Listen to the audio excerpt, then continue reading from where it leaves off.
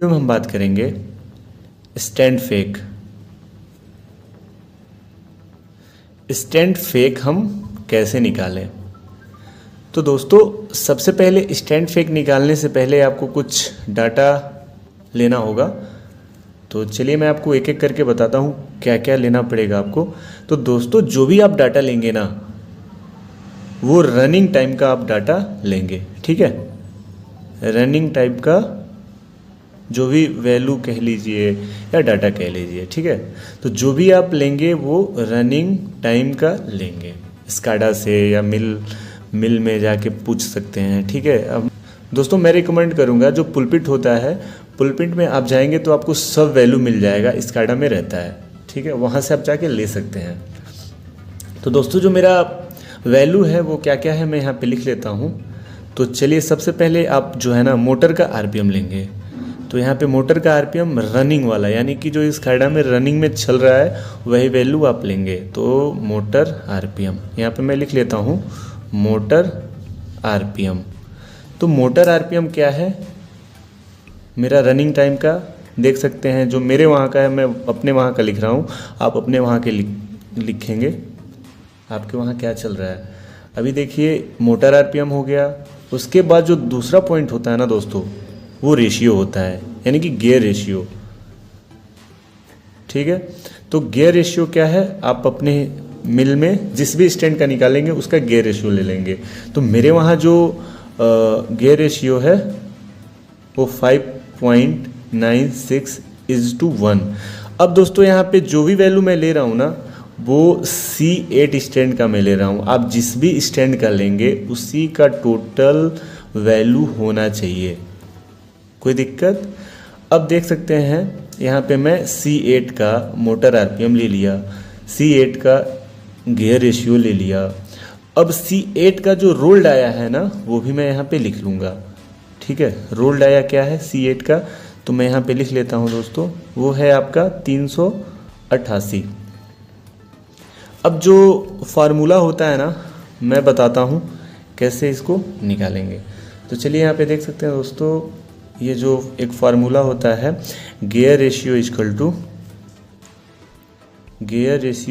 To N1/N2।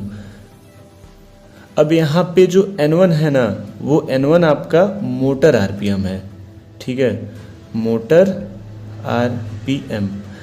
और ये जो N2 है ना वो रोल आरपीएम है, ठीक है, रोल आरपीएम, कोई दिक्कत।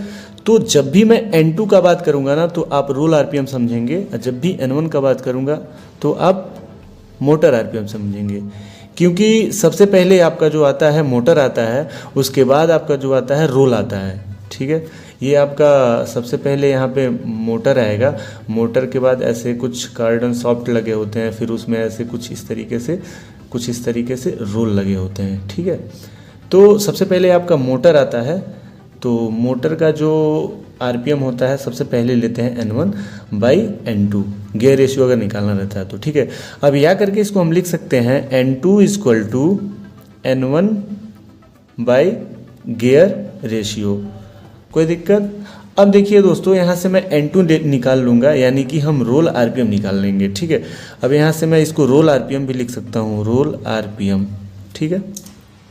अब N1 का वैल्यू क्या है दोस्तों, जो मेरा मोटर का वैल्यू है रनिंग कंडीशन का क्या है C8 का 785 डिवाइड बाई गियर रेशियो क्या है दोस्तों 5.96। अभी ये गियर रेशियो क्या है दोस्तों, थोड़ा सा ये समझेंगे हम लोग।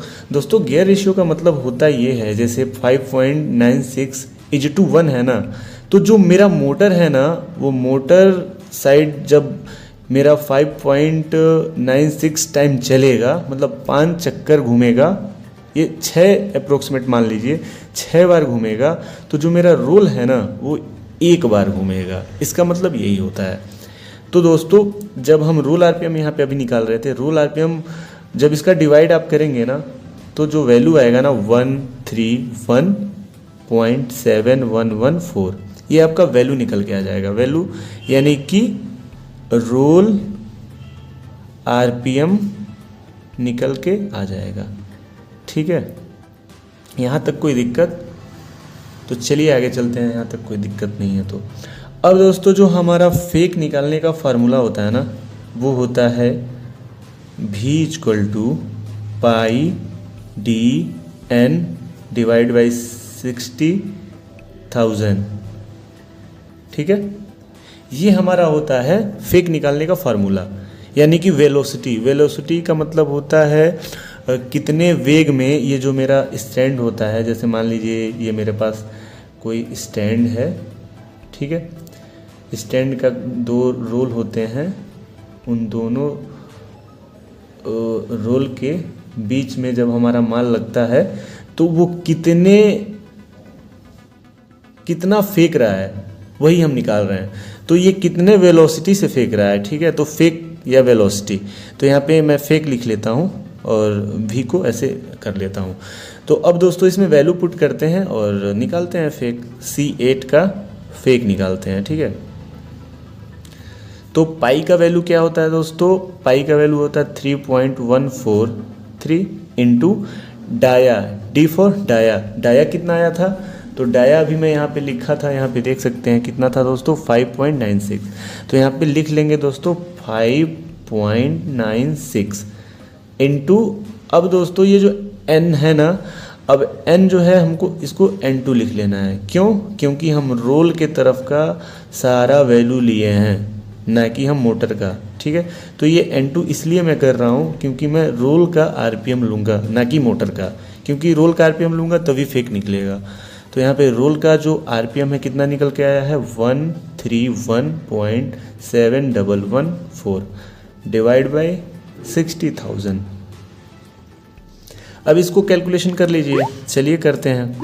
तो C8 फेक, अब इसका जब कैलकुलेशन करेंगे आप ना, तो इतना वैल्यू आएगा 2.674 मीटर पर सेकेंड। यहाँ पे लिख लीजिए मीटर पर सेकेंड, यानी कि 1 सेकेंड में, ठीक है, इतना, यानी कि 2.674 मीटर माल, ठीक है, इस स्टैंड से आगे की तरफ निकलेगा। जो हमारा रोल का ये जो सेंटर है, सेंटर से जब आगे हमारा 1 सेकेंड में मतलब 2.6 मीटर माल फेंकेगा। दोस्तों ऐसे फेक निकालते हैं आप। कंटिन्यूअस स्टैंड में किसी भी स्टैंड का ऐसे ही फेक निकालेंगे, जैसे वैल्यू मैं लिया था ऐसे ही आप वैल्यू लेंगे और किसी भी कंटिन्यूअस स्टैंड का फेक निकाल सकते हैं। दोस्तों जो रफिंग का फेक होता है ना, वो थोड़ा सा ऐसे ही होता है, बट मैं नेक्स्ट वीडियो में उसी पे आप लोगों को बताऊंगा कि रफिंग का चाहे इंटरमीडिएट का फेक कैसे निकालते हैं। तो देख सकते हैं कुछ इस तरीके से फेक निकालते हैं। काफ़ी दिनों से मैं वीडियो नहीं बना रहा था, अभी वीडियो कंटिन्यू आएगा दोस्तों। तो वीडियो पूरा देखने के लिए धन्यवाद।